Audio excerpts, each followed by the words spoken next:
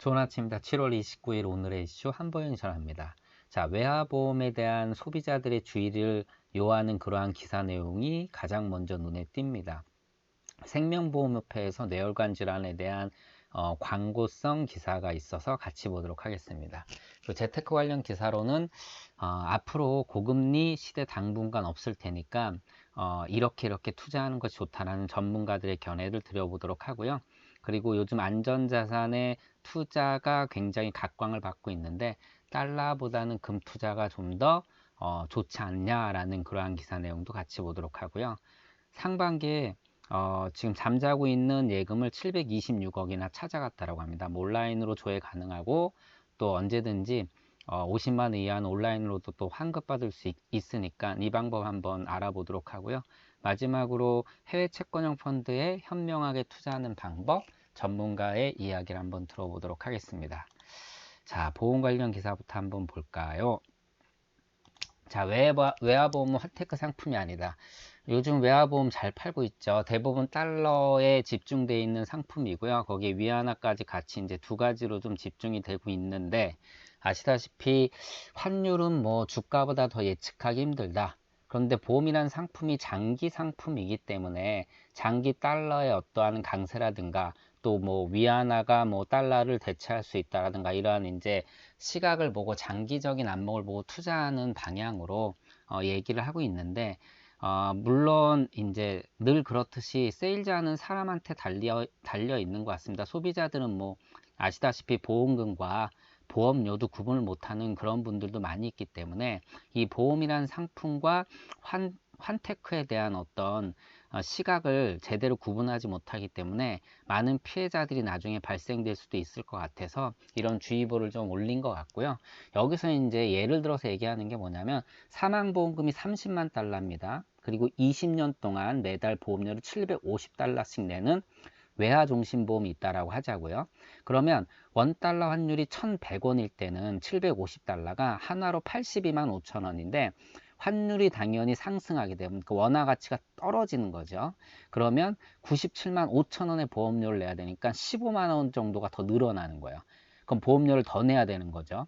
그리고 보험금을 받을 때는 30만 달러라는 돈을 그 보험금으로 만약 받는다라고 치자고요. 그때 환율이 900원이면 보험금의 원화 가치는 2억 7천만 원이 된다.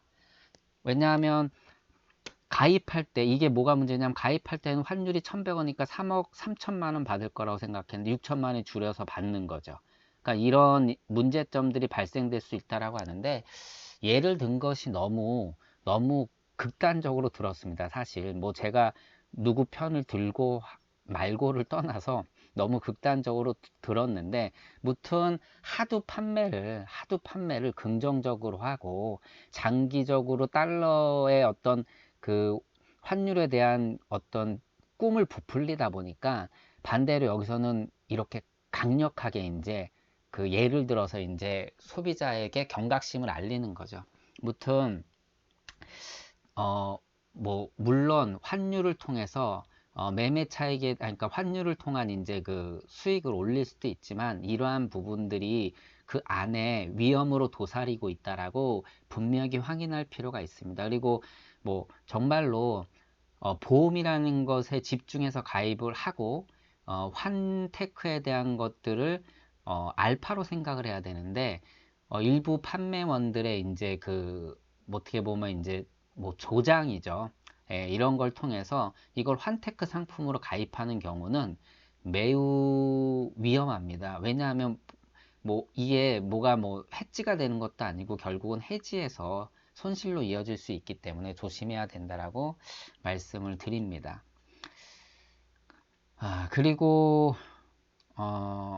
뭐 여기 잠깐 같이 언급한 거 볼까요? 금리 수준에 연동되는 금리 연동 보험도 좀 주의할 필요가 있다.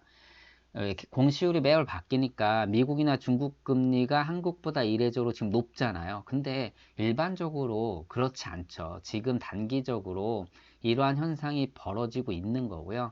장기적으로 보면 그러할 가능성이 일반적으로 당연히 떨어지기 때문에 이 또한 조심해야 된다라고 얘기를 좀 하고 있습니다. 자, 대리기사 아침 시간 이용률이 무려 57%나 올라갔다라고 합니다. 당연히 뭐 때문이죠?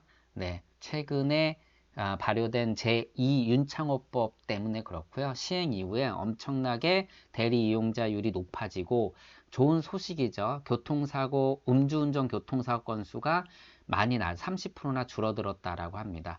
그래도 아직까지 또 음주운전 하는 사람들이 많고요.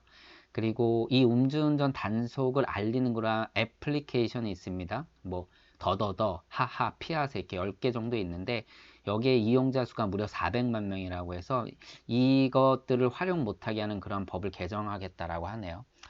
뭐 이 기사가 이런 것들을 또 알려주는 내용도 될 수가 있는데 무튼 저러한 애플리케이션들은 막아야 되겠죠, 아무래도요.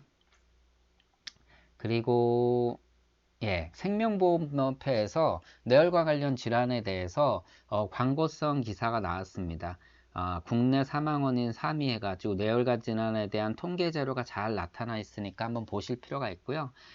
이제 생명보험협회니까 생명보험의 상품들을 여기다 쭉 나열했는데 사실 생명보험의 상품들도 좋지만 다 아시다시피 뇌 이제 경색, 그 다음에 뇌출혈, 그게 이제 뇌졸중, 그 다음에 뇌혈관으로 연결되죠. 그래서 뭐 우리가 이제 일반적으로 약관에서 보상하는 3열로 따지자 보면은 그 뇌출혈이 3개, 뇌졸중이 6개, 뇌혈관이 10개죠.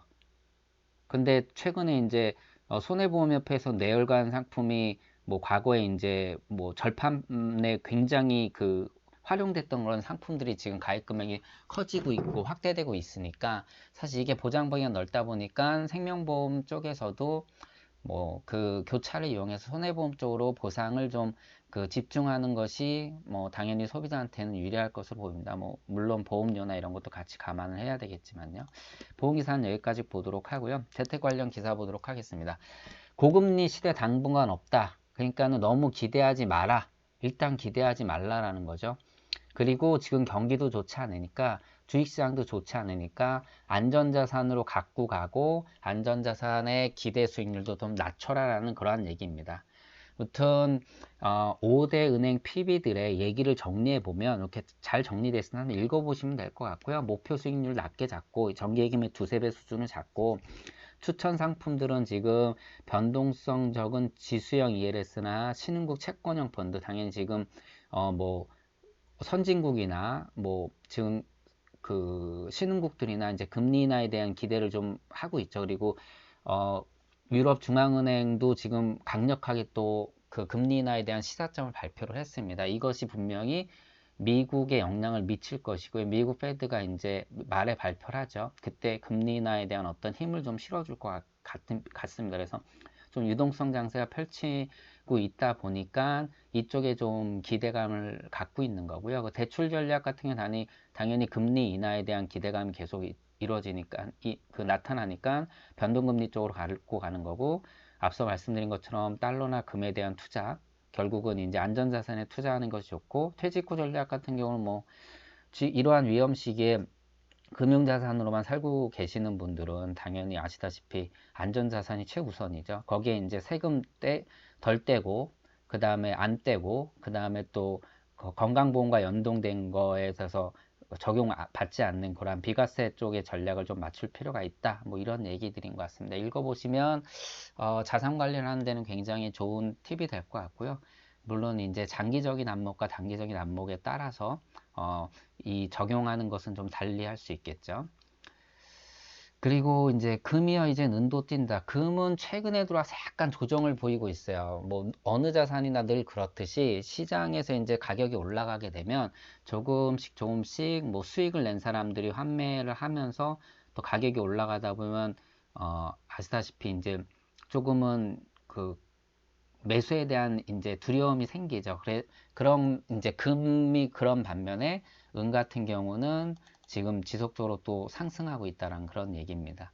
그리고 눈길간 안전자산 투자 달러보다 금. 왜 달러보다 금이냐? 사실 이제 뭐 다시다시피 이제 안전자산의 대표적인 게 달러, 뭐 엔화, 그리고 금인데 뭐 금은 이제 절대 안전자산이라고 우리가 평가를 하고 있죠. 아시다시피 경기 둔화, 그 다음에 뭐 한국의 경제 성장률에 대한 문제, 사실 1.1% 성장했다고 하지만 기저효과일 뿐이죠.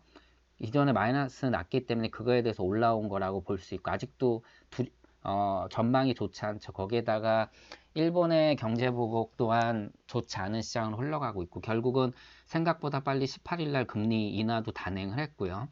자, 이러한 상황에서 결국 안전자산이 각광을 받고 있는데 왜 달러에 대한 이제 달러보다는 금을 좀 이제 투자하기에 좋게 평가를 하고 있냐라고 보면은 결과적으로 이제 향후 이제 미국이 이제 금리에 대한 문제죠. 금리를 이제 생각보다 완화를 할 거고 뭐 올해 2차례까지 할 거고 좀 더 강한 입장을 보이다 보니까 결국은 달러가 약세로 갈 수 있다라는 그러한 얘기죠. 이에 반면에 이제 금 같은 경우는 뭐 우리가 어떻게 보면 금리 인하를 했다. 이거 자체가 뭡니까? 지금 경기가 안 좋다라는 것을 확신시켜 주는 거지 않습니까?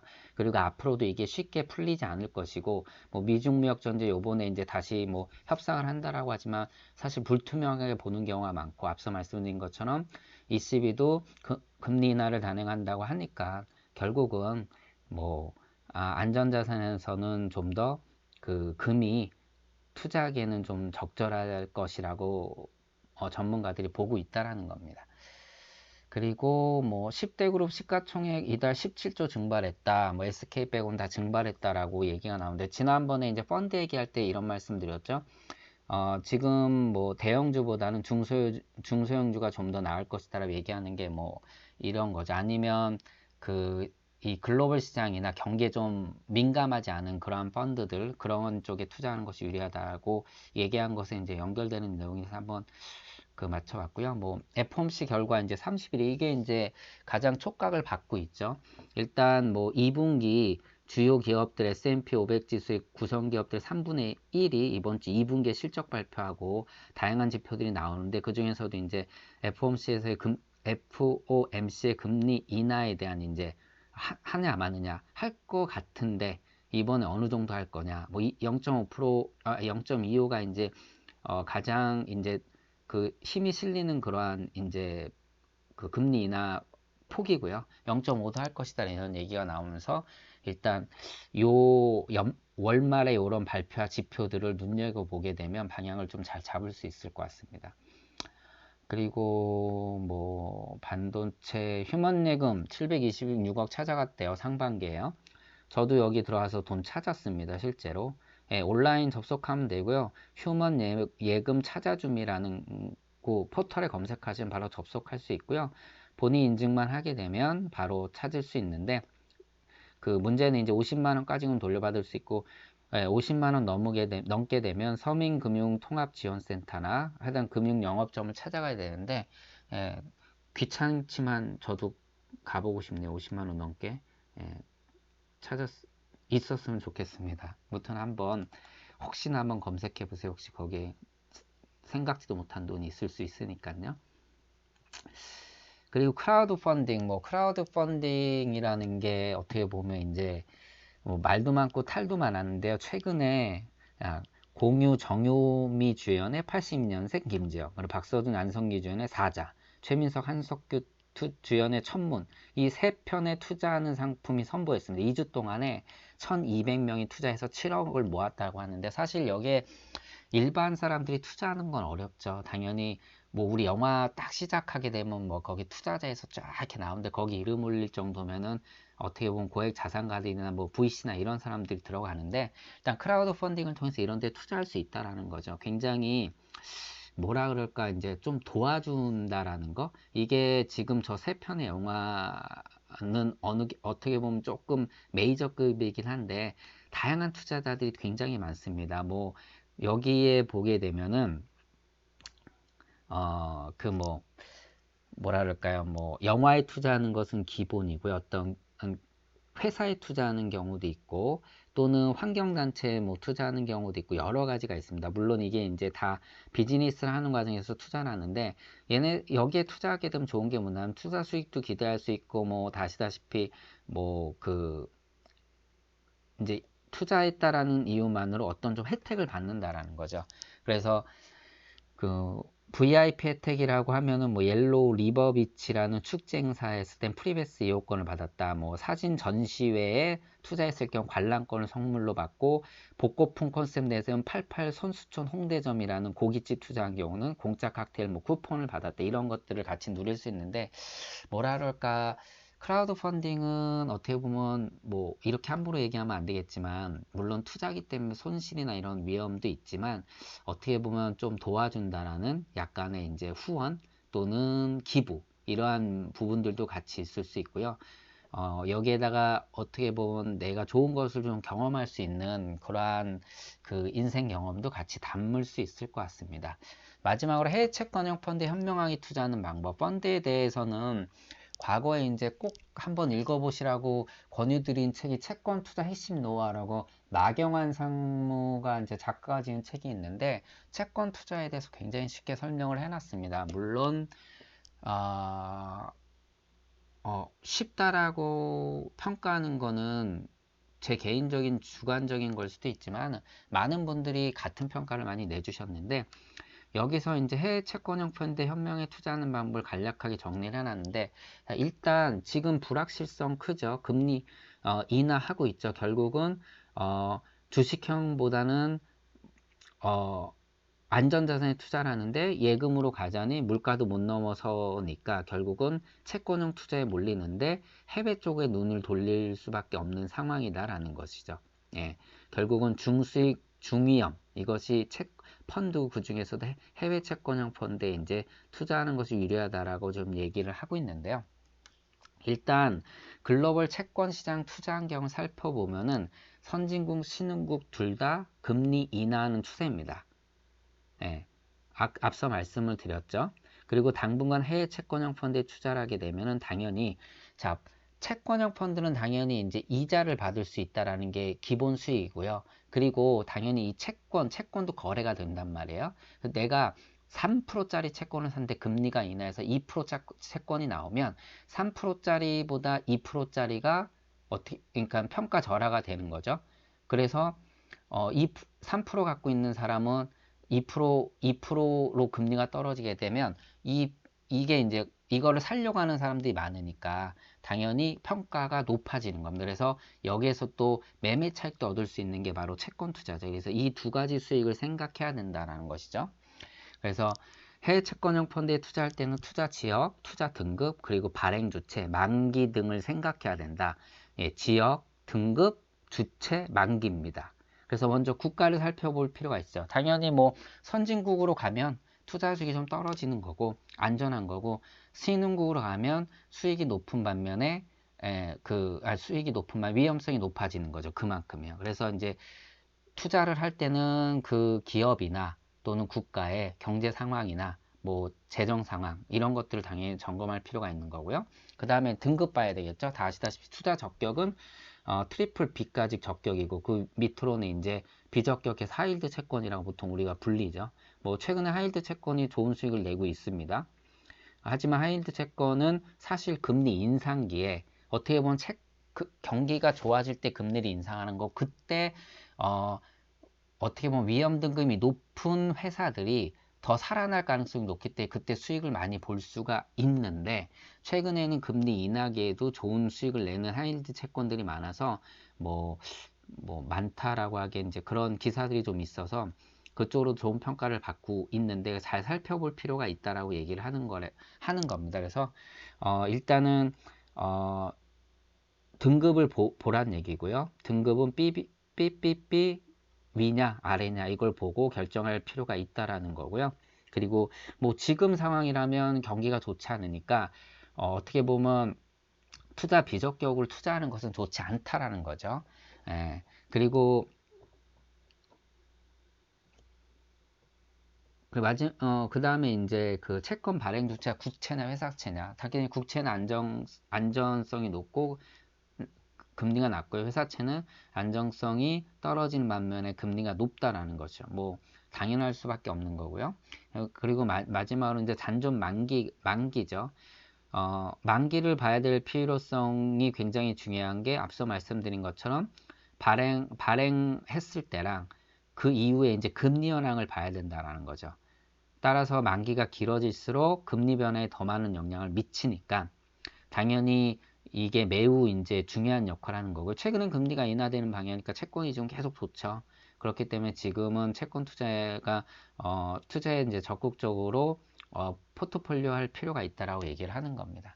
무튼 이런 것들을 봐야 되고요. 이런 걸 보면서 상품을 잘 선택할 필요가 있고요. 지난번 회사채에 대해서도 말씀을 드렸죠. 회사채가 굉장히 각광을 받고 있는데 그러다 보니까 예상보다 금리는 낮아지고 조달금리가 낮아지고 그리고 회사채를 이제 그 발행하는 그 규모가 커지다 보니까 나중에 위험하게 이제 전가될 수 있다. 그래서 조심할 필요가 있다. 그런 얘기들도 좀 말씀드렸습니다. 자, 오늘 월요일인데요. 여기까지 하는 걸로 하고요.